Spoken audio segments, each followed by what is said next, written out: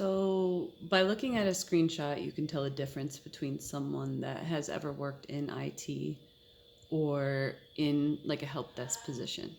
If you're getting a screenshot because some resolution is needed, you know, um, a lot of times you can tell that by the fact that they include the URL at the top of the browser, um, and that they include the bottom of the browser, well, not the browser, excuse me, the devices window showing the date and timestamp.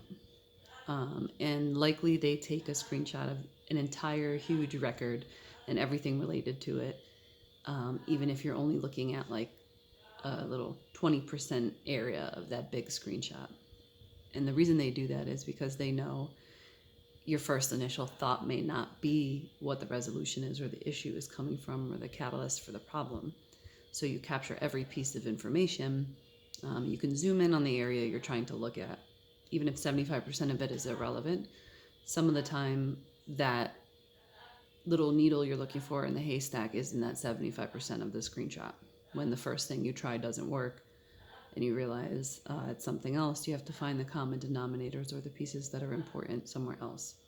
The URL provides a unique identifier to locate the records easily because your IT people are working on many, many issues all at one time. And they need to get right to the problem. And why would you want somebody else to have to repeat the work you've already done? You found the problem, you got to the problem, you located the problem. So just give that person the exact location of the problem so they don't have to repeat your steps in order to do that for themselves. But it gives them a one-click in to getting exactly where they need to go to troubleshoot your problem. The date and timestamp, something like, a problem that might go over the course of several months. You need to know when you're looking at something from some time period. And also something like, realizing later that an update was done to some system the night before at midnight. That could be the common denominator you were looking for that prompted a change that caused the problem. So these things are just generally important and useful.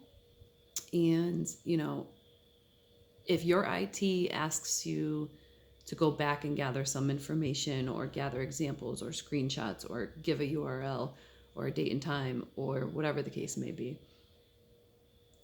if you are exasperated and annoyed by that, consider these things. Consider that you do their job in a general sense because you're what's called level 1. You're there to gather information. That's really what your role is if you can't solve it. And then level 2 needs those specifics to do their job. So you can do the job in a general sense. You're escalating because they can do it in a specific sense, and that's what needs to be done. So you need to give them specifics. And if you are annoyed and ever have to be asked this more than one time, you're the reason you're annoyed every day. So take accountability for that, because if they've specifically asked you to provide them specific things and you don't adapt yourself to make sure to include that in how you probe and gather information for an escalation, you're your own problem.